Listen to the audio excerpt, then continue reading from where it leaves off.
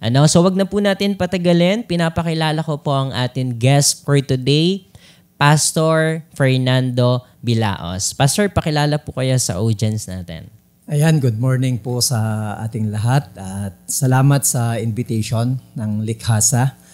At for the first time na nakasama kayo sa podcast na to, no? So ako nga pala si Pastor Fernando Y. Bilaos ng Church on a Hill.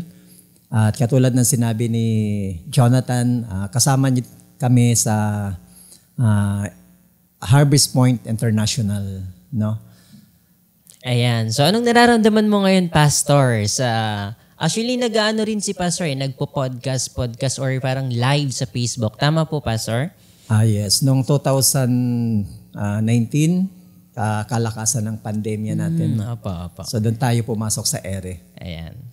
So parang gusto kong unang itanong sa'yo, Pastor, paano po ninyo na-encounter si Lord?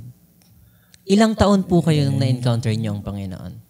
Actually, Jonathan, matagal ko nang masasabing nakasama si Lord. Kaya lang hindi ganon siya kalalim kasi nga born in Catholic tayo eh.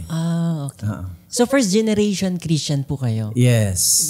At the age of 30, doon ko lang na-meet talaga.